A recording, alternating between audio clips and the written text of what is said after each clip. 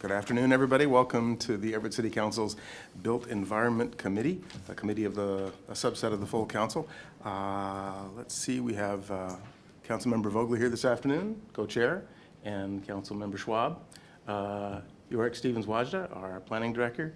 Becky Abelman-McClary, do I remember it right? Okay. Several major agenda items this afternoon, and the first thing I'll note is we're going to swap the agenda orders of item 1 and 2. First, to cover the 2023 state legislative session update, because that will affect some of the things we're doing on item number 1, the 2024 comprehensive plan update. So let's see, Yorick, are you the first? Fantastic, yeah, I'll set that off. Thank you for swapping the agenda. These bills do have an impact on the comprehensive plan update process, so I think it makes sense to go through those first. So apologies to those watching online. I've got some printed copies and memos for you that will get posted to the Agenda Center after the meeting for folks to look at. What we've got here for this legislative session agenda item is a memo with some summaries of the major bills affecting planning and housing, of which there were some pretty significant and consequential ones this legislative session. And then behind those in the same order are the actual bills with some highlights in case you wanted to dive into the details. Definitely don't expect you to read the 80, 90 pages worth of bill language in there, but sometimes the details are consequential, and my summary focuses on the impacts to Everett, ignores some parts of it that aren't really impactful to Everett, but those details still may matter at some point in the future, so I wanted you to have both the high-level summary as well as the details. Pretty much everything that is a bullet point corresponds to something that is highlighted, if you wanted to follow along or take a look afterwards.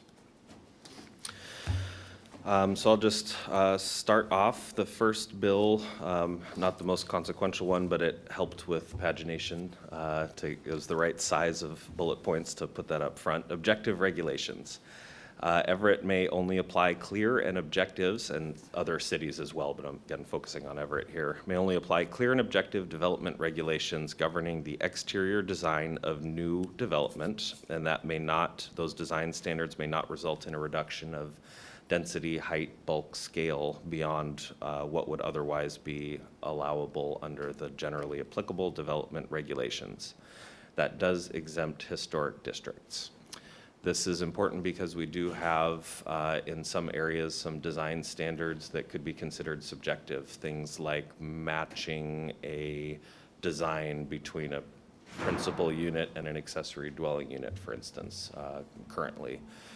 There's some other standards around compatibility with the neighborhood, and there may be even some that talk about quality design and things like that. The idea with this bill is that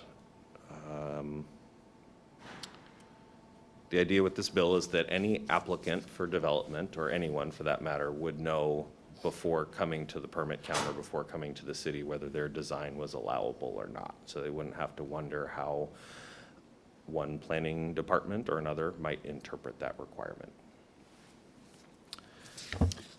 Question? Yes. Could you give me an example where this exterior design would get in the way of a density or height or bulk or scale? I mean, I guess we already have a height restriction, correct? That hasn't changed? Yep, we have height restrictions and setbacks and upper floor step-ins and things like that. I guess my point is was the city really even doing anything like this that would get in the way? I can't think of one in that category. Yeah, that's what I figured. Okay, thanks. Yeah, I can't think of one. Okay, so that was a relatively straightforward one. The next one is middle housing. And I think middle housing may be the most consequential to Everett. So it does a number of things across its 20 pages. It defines middle housing. That's on page 5. So that is defined under state law as buildings that are compatible in scale, form, and character with single-family houses and contain 2 or more dwelling units. And they include duplexes, triplexes, higher levels of plexes, townhouses, stacked flats, courtyard apartments, and cottage housing. So that is what middle housing is. The first requirement that would be applicable to the city of Everett and other cities of at least 75,000, turning to page 9 here. The city must allow development of at least 4 units per lot on all lots zoned predominantly for residential use.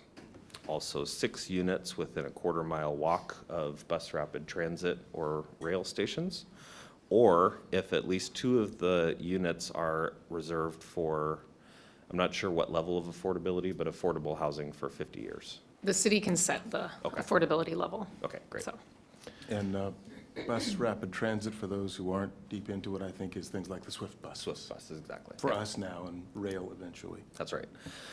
2 Swift lines, the blue and the green line going up Evergreen Way to Everett Station, and the green line on Airport Road up to Seaway Transit Center. And then there is a 3rd line that is in planning stage right now, the gold line that would go north from downtown along Broadway towards Marysville and Arlington. We don't know where the stops will be for that yet, but that would be the balance of areas. Question for you.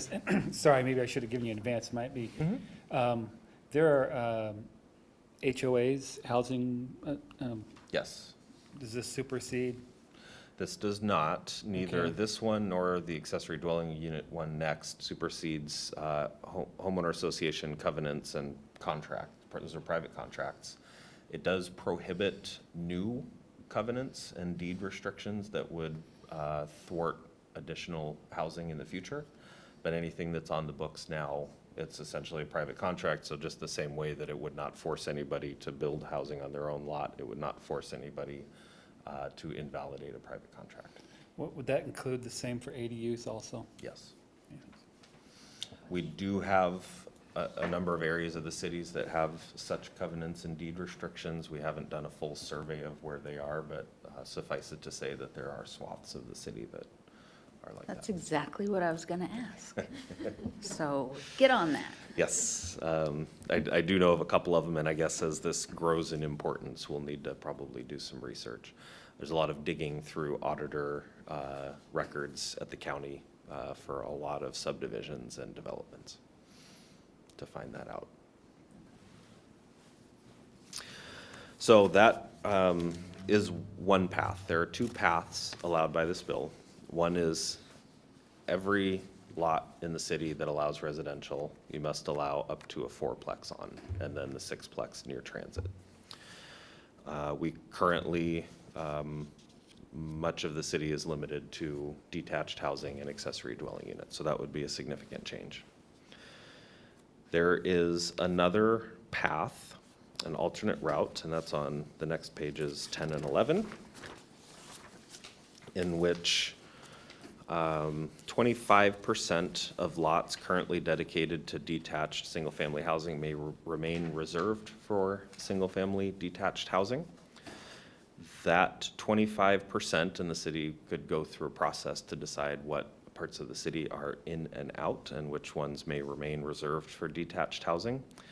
Under the state law, the 25%, if you go that route, must include lots with critical area buffers in them. Critical areas are streams and wetlands and steep slopes, and they have buffers that range from 20 feet to maybe 100 feet, something like that.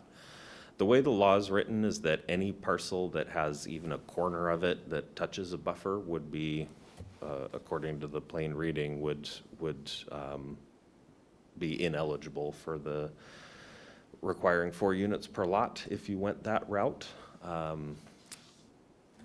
It could be that may be interpreted a different way in the future, because that, to me, it seems like the buffer is doing the protection for the critical area functions, and you wouldn't need to further reduce the capacity outside of that.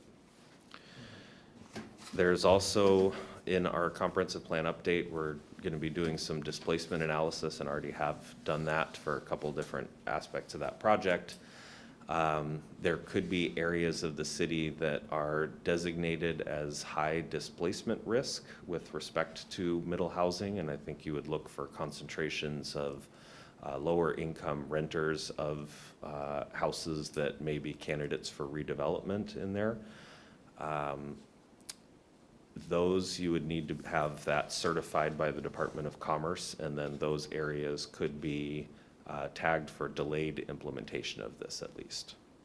2 questions. Yes. The first one is we could possibly then, and this isn't your realm, I guess, but do a first right of refusal type policies for that 25% of single, of what you just were You talking could- about? Yeah, you could mitigate the displacement risk through different measures, and that's one of them that you mentioned, yeah. And then the second one is, do you have these bullet points in the little yellow boxes with some of, I mean, because that's pretty cool what you've done here to make it easy to read. So I'm just Yeah. saying that also for the people that later get, it matches. Yes, yes, each bullet point corresponds to a highlight, and I guess the next step could be to number them or something like that, but So I'm just saying, nice. But the version of this that we'll post online will have the We'll have highlights in it. highlights, which yep. make it- Yeah, because this is hard to navigate, and the other thing I can imagine is that some of this will be adjusted or clarified in the coming year or so. During the time when we're implementing it, they'll further tweak it, so we'll continue to need to follow this. Because some things that are mandatory or may become optional and the other way around. Yep. Okay. Yeah, and this is our first cut through it, so I should say that this is brand-new stuff, only a month or so old, so. And there's certainly a history of legislation being, having unintended or unclear meanings that people interpret differently or have to be clarified later, so I'll just about certain of that in this case. Yep. One more question. Alternate routes, does that mean we have to choose one as a city? That's how I understand it, yep.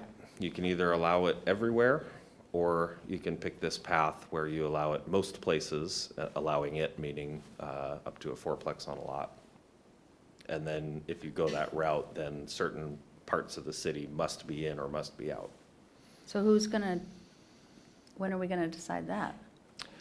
That would ultimately certainly be a city council decision, and we will help you through that decision.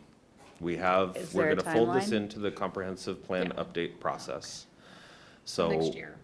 Okay. Yeah, the deadline formally in the bill is 6 months after the comprehensive plan update is due, so June 30th of 2025. Our comprehensive plan update is due the end of 2024. But you're also only allowed to amend your comprehensive plan once per year, so either way, and considering that a lot of what's in here is consistent with actions in our housing action plan, it just seems the most efficient and understandable to everybody to fold it into the comp plan update.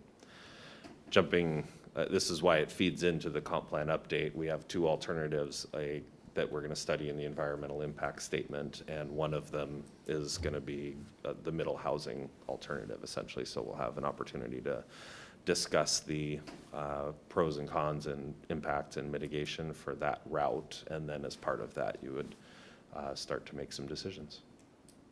Well, and one of the things that I think we've talked about a little bit before is some of the stuff, some of these state regulations take it out of our hands, but one of the things we've had some, at least I and some others have had some focus on, is focusing the growth where we've got the transit, where we've got, where we can handle it more easily with respect to parking and transit and services and that sort of thing, so that we don't overburden some parts of the city that just aren't ready for this. Right.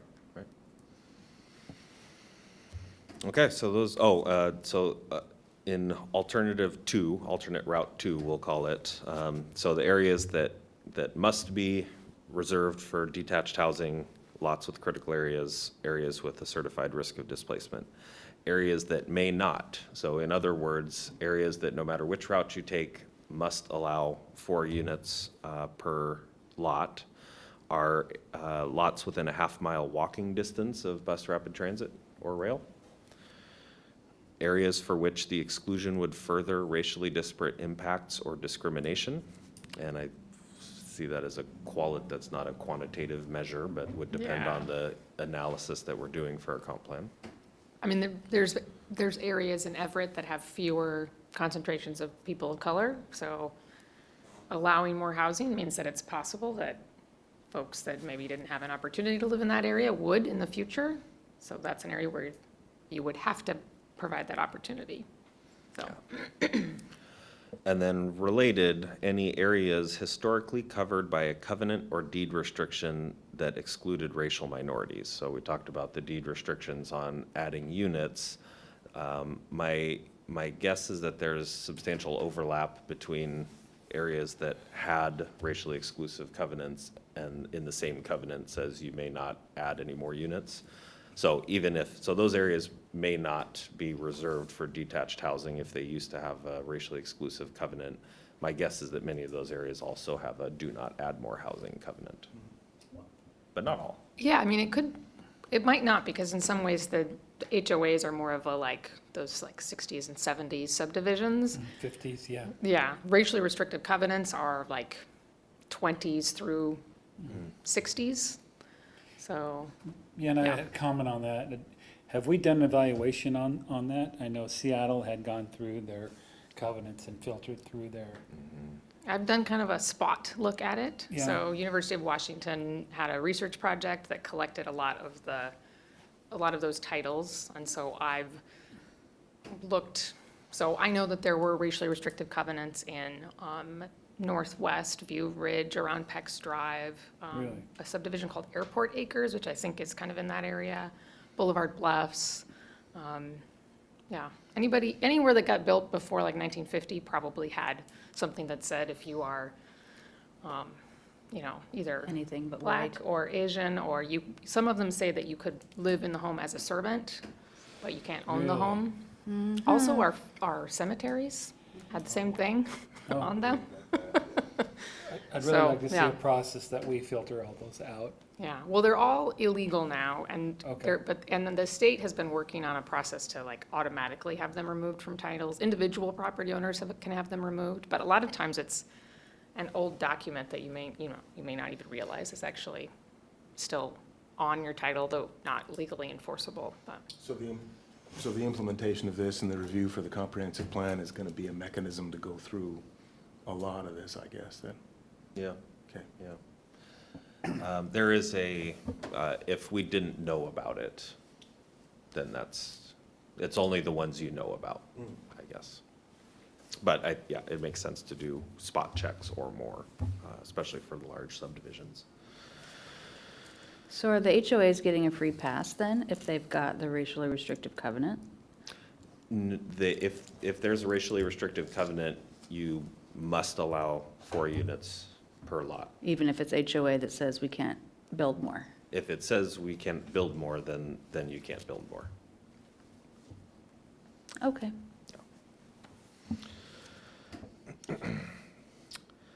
Okay, so those are the 2 routes and the baseline that, of the 4 units per lot or 6 units per lot in the 2 different routes. Separately, the city may not require standards for middle housing that are more restrictive than for detached housing. We currently do have in Chapter 1908, there's a whole list of standards for attached housing in single-family zones. We allow duplexes in quite a few of those already, and some triplexes, but they're subject to specific front porch and entrance requirements, and I think there are some design requirements and things like that. So all of those specific standards that are only applicable to duplexes and above would have to either go away, or you could apply them to detached houses as well. And you're going to see a similar thing for the accessory dwelling units.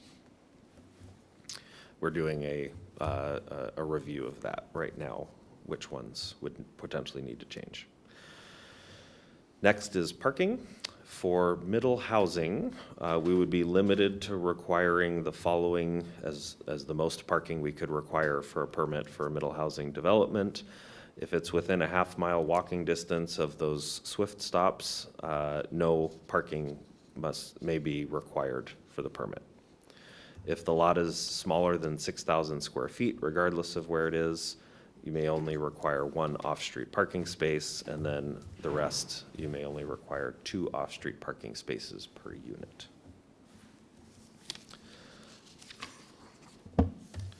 For the record, this is an issue with a lot of the neighbors there in the middle part of Everett. Already, as it's stated, that we have parking issues in the residential communities of Evergreen and View Ridge. Yeah. So, We do have, if there's existing parking challenges, there's a route for them to have a residential parking program. So, For instance, As a if there reminder. is no street parking available, that could create a hazard, because you'd encourage people to park illegally. There's also things that we're probably gonna wanna look at doing regarding, just better use of our street, right-of-ways for parking and things like that. You can turn parallel parking into diagonal parking and make some more spots and other things like that. Make Better it harder for delineate. bicycles and people to Sure. get through. So that's a whole conversation. But we also, I was just reading in chapter 10, I think, you're only allowed to have 4 cars on your property. Oh, in our So- code? In our code. Outside. Well, yeah, outside of a garage. Outside of a dwelling, huh? So it So- sounds, go ahead. Nothing, it's just interesting. Yeah, well, that's always going to be, kind of a chicken and egg thing in the sense that if you have more transit, you need less parking, but in the near term, we have. And so it sounds like one of the mechanisms to address the parking challenge will be residential parking permits in some areas if there's limited parking. The other one that comes into play sometimes is areas that have alleys and parking there, and I don't know, are there common or standard solutions for that? I don't know. I think those situations vary quite a bit because sometimes there are garages back there, sometimes there's parking used back there, sometimes the garages are set back from the alley, sometimes the garages are right on the alley. Some of that stuff's probably been done without permits. I guess we probably will want to look at a family of those situations and then maybe come up with at least a list of the approaches we have, because those are the kind of questions we get in terms of meeting with our neighbors and objections or concerns that come up when new construction is planned or underway. Right. I guess, sorry, my question too then, these are off-street parking spaces that we may allow. Are there on-site parking spaces that are required when building? Like, Yeah, so so off-street means a parking spot that would be on the property that currently we require, I believe it's 2 stalls roughly per unit. So if you were to build a duplex, you would need to have 4 parking spaces. A triplex would need 6. on-site? On the property, not on the right-of-way. You could, under contract, put it somewhere else, but that's pretty rare. And This these, is saying we cannot block you from building that duplex if you only have, depending on that list, 1 space per unit, yeah, on-site? on site. So this doesn't have to do with off-street parking? Right. Okay, I got confused there. I Sorry, thought, well, yes, off-street, yes. Off-street and on-site. Are the same thing. Yeah. on-street, okay, right, I'm On-street just is getting the- all, blah. Yeah. So we're not on-street is talking about the drive. Free-for-all, publicly available parking, street parking. Great, okay, thank you, thank you. But I think we do have some examples here in Everett of some residential parking permit zones. Do I remember? Right. Okay. Yep. Haven't experienced them, but I've heard of them. Yeah, much of North Everett has the residential permit zones because much of it was built before the automobile, and there are many houses that don't have any parking because of that. Okay. Worth mentioning that nothing in this prohibits anyone from building parking as part of a development. And it's often going to be, especially if it's in a congested area, that's going to add value to the product. And that's going to be, if there's nothing that's going to prevent that. So those were the highlights. Again, there's certainly more in the 20 pages worth and some details in there, but those were the highlights for the middle housing bill. The next one is accessory dwelling units, and it is a little bit similar to the middle housing bill, except just for accessory dwelling units, but you'll recognize a couple of themes in here. This is important because we have an accessory dwelling unit ordinance that came out of the Planning Commission a bit ago, and actually it's almost eerie how many similarities there are. To my knowledge, we did not send our ordinance to the state legislature, but maybe we're working off of some similar lists of best practices or something. So with this accessory dwelling unit ordinance, the city must allow at least 2 accessory dwelling units on all lot that allow for detached housing and that meet the minimum lot size for the principal unit. The two can be attached, both detached, or one and one, any combination. The city must allow ownership segregation, and that means that if you wanted to create a condominium where the principal unit is in one ownership and you sold a backyard cottage or the downstairs or the upstairs or whatever arrangement, you can do that. Currently, we do prohibit ownership segregation of accessory dwelling units. You can rent them, you cannot sell them currently. So there would need to be a kind of a condominium arrangement or co-op arrangement or whatever people decide to do. Yep. Instead of just an automatic short plat or something like that. Yep. And I'm seeing a lot of trend towards the small condominiums as a path. So I think that's going to be an easier and easier path in terms of paperwork and recording. Importantly, that's not something that the city is involved in at all. We would permit an accessory dwelling unit, and then separate from the city, the property owner would go to record a condominium with the county following state law. Yeah, question on, so we don't approve their documents then? Right. Does anybody approve them? Because all the auditor does is just record them. Right. So who, You would, I mean, is it a state issue? Is it a state certification of a condominium? do you know?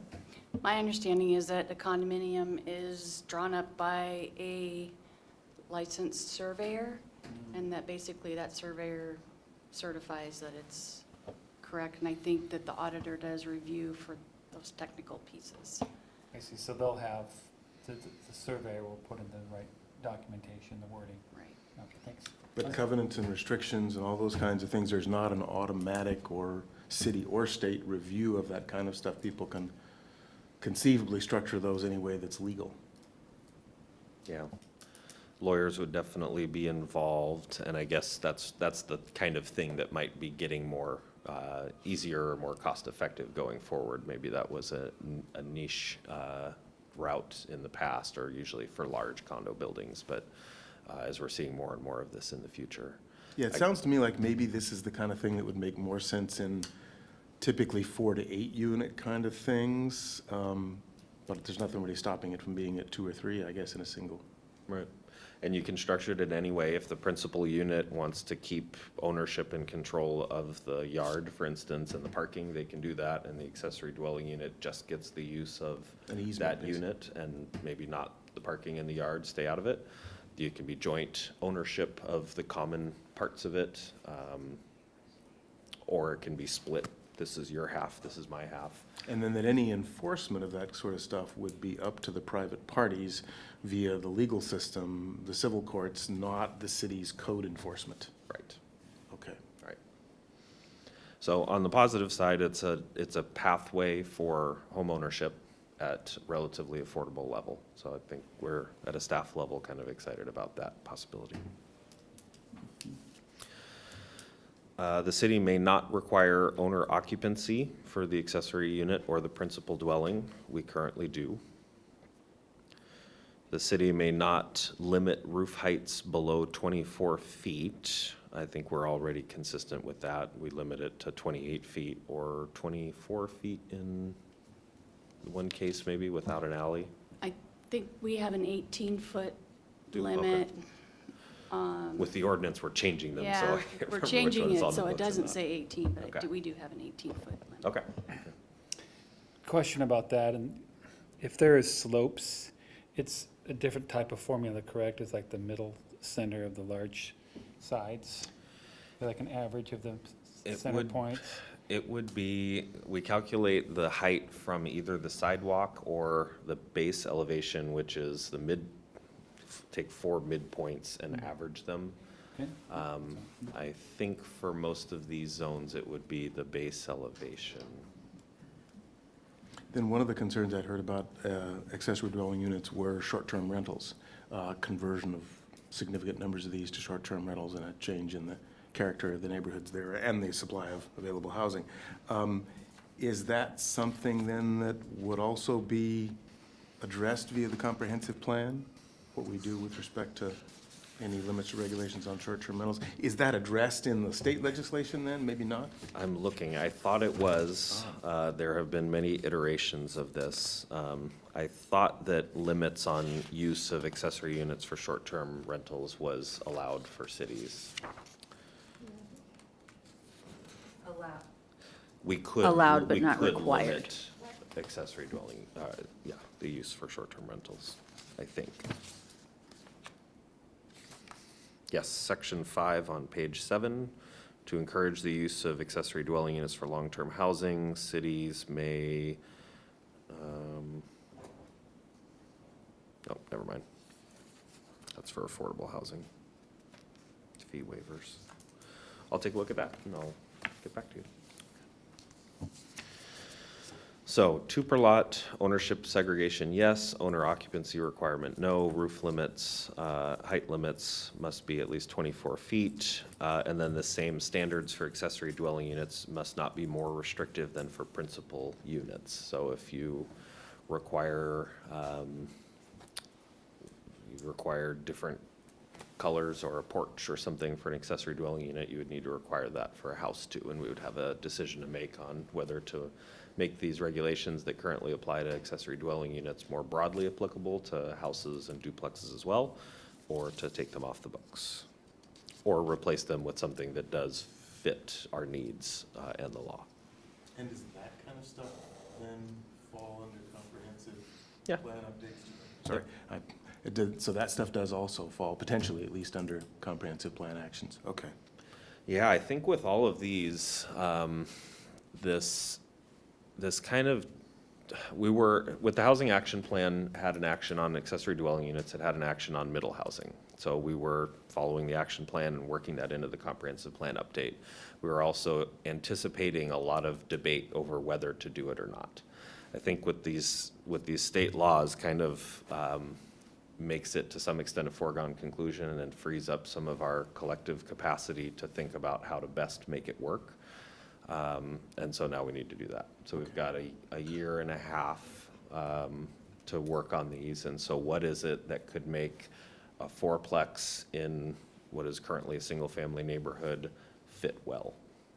So I think then one potential set of agenda items for this committee would be to try to collect from our interaction with the community members, what are the goals, what are the intents, what are the concerns?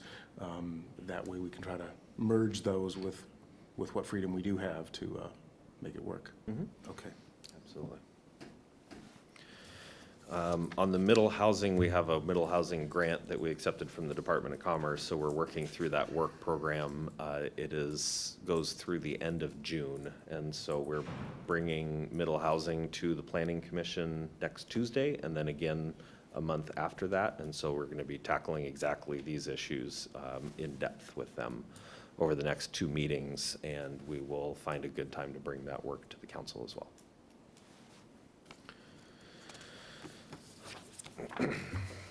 The next one is climate change, House Bill 1181. This one has a little bit of a longer lead time for when it is required. We also already do a lot of this. We have a climate change and sustainability element of the comprehensive plan. That's one important piece. We have a climate action plan. We have policies and goals, and we are conscious of both mitigation and adaptation and resiliency already in our planning. So this is a consequential one for the state, but I think Everett has taken steps to already implement a lot of this. It adds and revises Growth Management Act goals. So the Growth Management Act has 12, now 14 or 15 goals that guide comprehensive plans and development regulations. There's kind of a little bit of something for everyone, and it's almost hard to really be accountable to them because they're somewhat broad, but those are fundamentally what the Growth Management Hearings Board would look to if there was ever a challenge to our comprehensive plan or development regulations. Are you implementing these goals? So they are important ones, and there's a new one for climate, and there are a couple new sentences added to some of the other ones. Those would, I believe, take effect immediately, so our existing comprehensive plan would need to implement those goals, which I think, again, we already have gone a long way towards doing. Environmental justice is a theme of this bill as well. And so that is essentially avoiding creating or worsening environmental health disparities. If there are populations or vulnerable populations that are particularly exposed to air pollution or water pollution or industrial pollution or all of the above at the same time, our comprehensive plan must avoid worsening and seek to address those environmental health disparities. Which then might actually end up allowing more middle housing farther away from transit-oriented development, because adding more people and exhaust and whatnot together could directly oppose this. Right. So, Right. Yeah, that's another one of those sources, I suspect, of future legislative adjustments. They will find things that weren't in that originally. Okay. Right. Multimodal, there's specific requirements for the transportation element. I believe these are not effective in this comprehensive plan update cycle necessarily, although I think we've already, again, done a lot of it.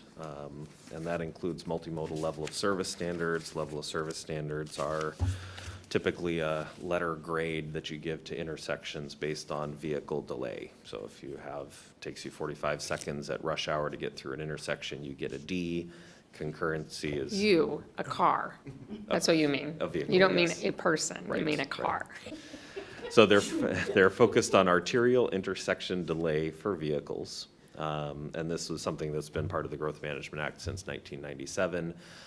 We already have steps towards multimodal level of service in our existing transportation element. And I think Ryan and his team are already working on implementing that. But the general idea is that you're going to be measuring your performance based on how well transit and bikes and pedestrians and vehicles and everything else moves through your transportation system. Forecasts of, the act currently requires forecast of traffic volumes in the future, and now that's broadened to multimodal travel demand. So how many people are trying to get from here to there, and how well are they able to do that on different modes, walking, biking, and transit? And then the big one is a new climate change and resiliency element. Climate mitigation means all the things that the city is going to do to support reduction of greenhouse gas emissions, particularly those emissions that are impacting overburdened communities, the environmental justice theme that I mentioned before. And then resilience actions are those that help us adapt to climate change, sea level rise, flooding, heat is a big one. So again, between our climate action plan and our existing climate change and sustainability element, I think we're already a long way towards implementing this. Well, and with the question about buses, Everett's on track to be completely electric by 2028, I think it is. So we are ahead of the curve that way, although the question about the merger with community transit will be a little bit different, because I suspect they'll be diesel or hybrid quite a bit longer than we are. But at least in that sense, you can bring more buses in without bringing diesel particulates. Yep.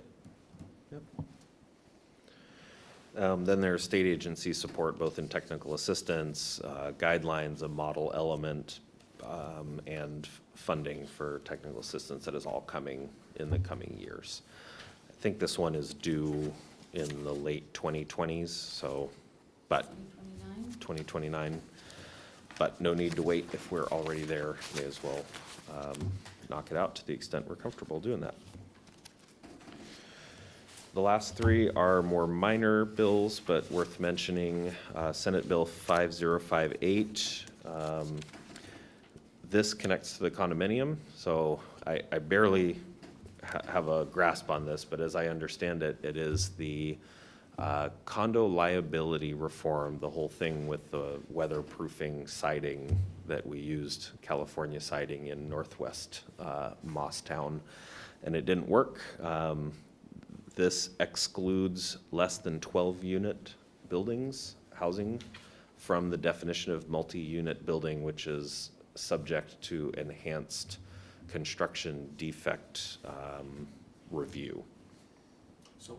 So absent that enhanced defect review, is it pretty much similar to single-family or duplex kinds of liability and, I okay. guess so, yeah.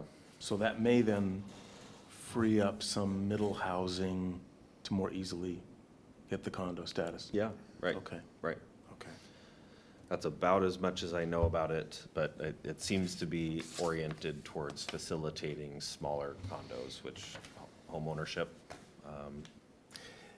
The one thing about condos, and I don't know how much the city does or will or should have a role in this, but condo management is really sometimes thorny.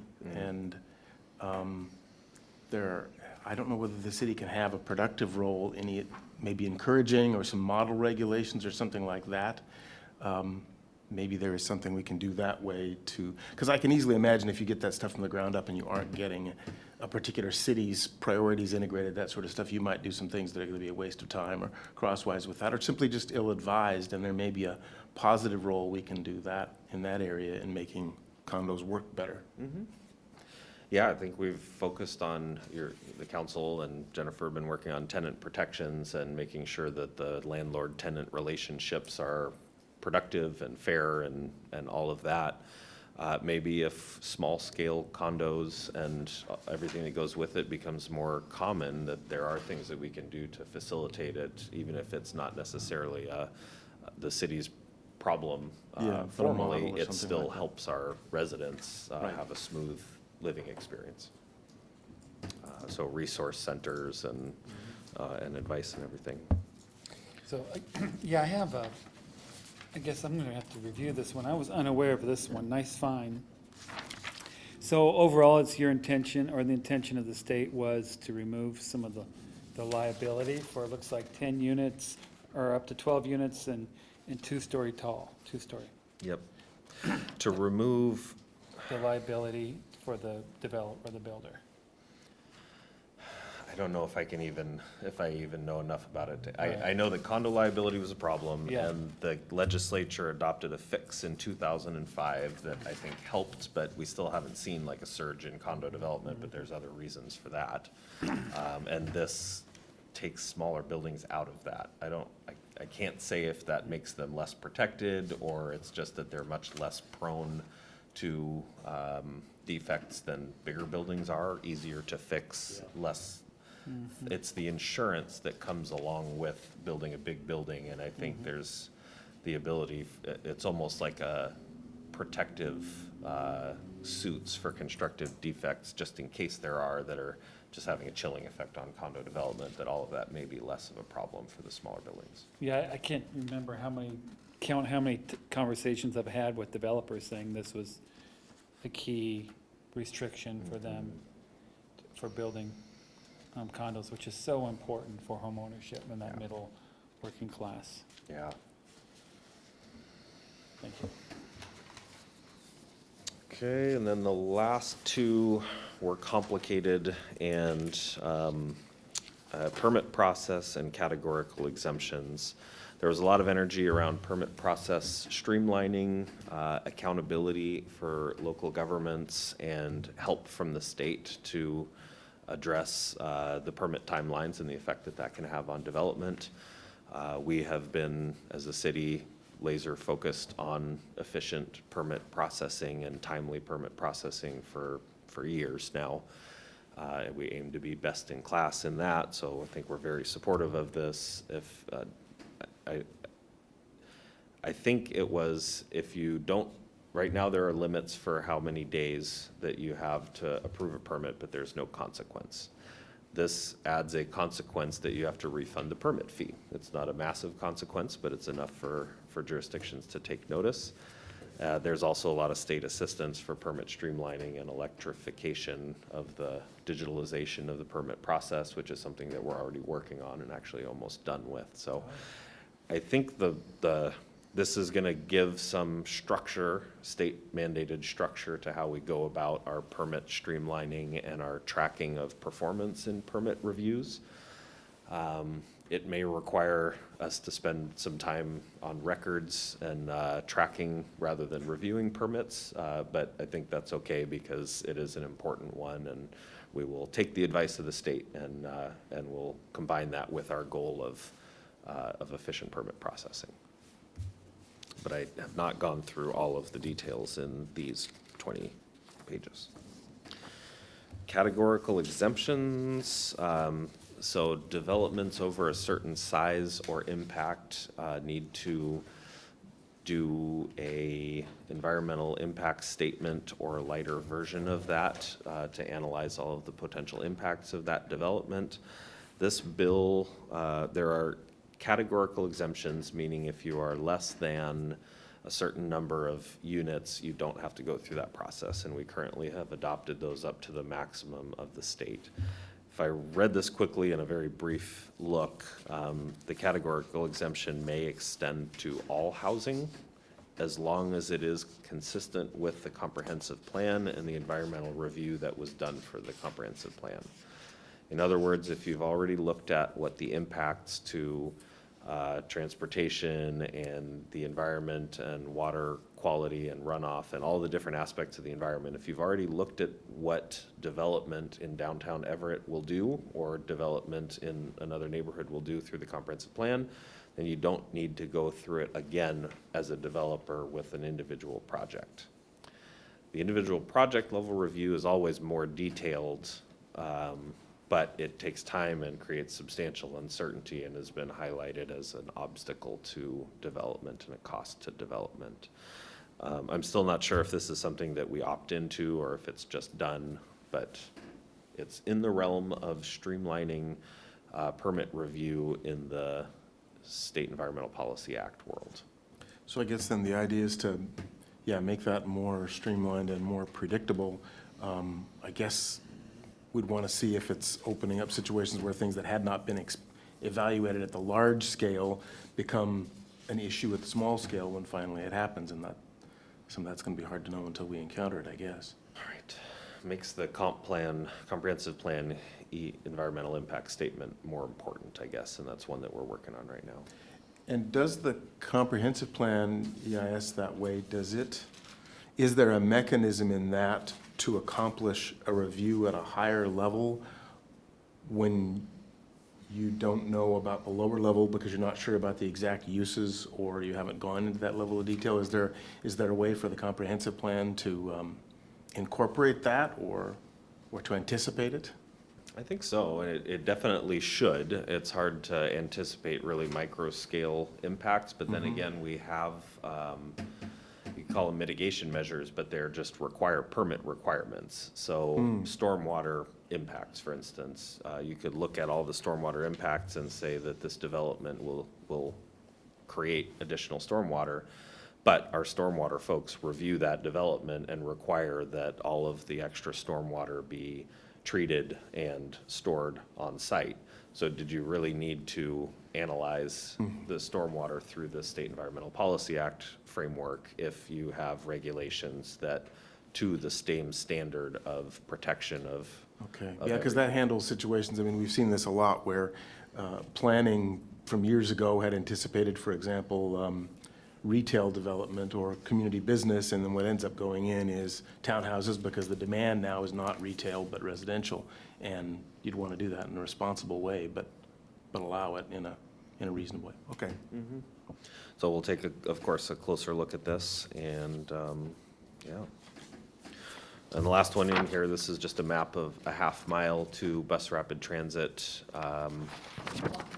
walking distance to bus rapid transit stops and stations, because there are a couple places in these bills where that matters. I want to call your attention to the diamond at Broadway and 19th. There is not a BRT station there. That's, the gold line is going to go up Broadway, and there will be stations. We don't know where. So wherever those stations wind up, draw a diamond that looks like that. Luckily, you can see it's amazing, actually, the difference between North Everett and how clean of a diamond it is with our grid system versus farther south in Everett, where it is very choppy. This is an illustrative initial map. This is development review would redo it, but it's important to know. There is one of the Swift bus lines, thinking at the south end, 132nd at the south end of the city there. That's just shown at this point as a stop, but that would actually be, there would be a zone around that as well, to the north of it, I guess, because that's where the city limits are. Yeah, our GIS analyst did this for me in like a half hour Yeah. just before this meeting. I thought it'd be actually nice to have it. Absolutely, yeah. It was supposed to capture and then be clipped to the city. Some of our network, I was gonna get technical, but the lines that are not, may not be working right there. Yeah. But you're right, that even if the stop is outside the city, these laws would apply. Yeah, this is great stuff to have, though, thank you. Yeah. Okay, Well, that is, and for those who tuned in, again, apologies for not having all of the materials that we just walked through available ahead of time, but they will be on the agenda page by tomorrow, hopefully. And then I think we're set to do our agenda item number 1 now, comprehensive plan update briefing. Okay, Yes. I kind Well, of we do figured these once a this, month, but this was so- an important one, so. I guess we'll start off by saying that we're coming to full council on the 24th, so in a couple weeks. So this is maybe just a little bit of a see preview it. and update. And then also, we wanted to ask you if there were certain things that you wanted to hear about on the 24th, so that we could get focused in on that. So I'll let Yorick talk about his handouts. Yeah, I think that was an important one, especially with only a couple minutes left in this meeting. We visited the Health and Human Services Committee last week. We've got 7 minutes of the Built Environment Committee this week. And then in 2 weeks, we've got the full council. Sorry, I was walking over there. I think you said exactly that. If you have thoughts on which aspect, so I think with a couple of minutes, we can go through these high-level growth targets and some of the implications of them today. And then would love to hear, we can definitely prepare the full presentation for the full council, depending how much agenda time is available on that day. But if there are specific items that you would like an update on, and of course, we have in a month, the next Built Environment Committee. We're happy to talk about comp plan every day, everywhere. And then I think Becky already highlighted the 2 open houses coming up for the public on the 17th at Evergreen Branch Library at 4 p.m. and on the 20th at Everett Station. And that's a typo on this handout here. Everett Station Is on the 20th? at noon on Everett the Station is 20th, on the 20th. right? We'll get a corrected version of that online. And we do have one tentatively scheduled at Everett Community College on June 13th. So we've kind of picked north, central, south, kind of our community outreach areas. And so you'll start to see those announcements going out. Yeah, question, how is the community getting notified? Well, we're doing a number of things. We have people that have signed up for our mailing list, so electronic mailing list. We are doing our social media announcements on our webpage. Where else are we? City newsletter, City too. newsletter.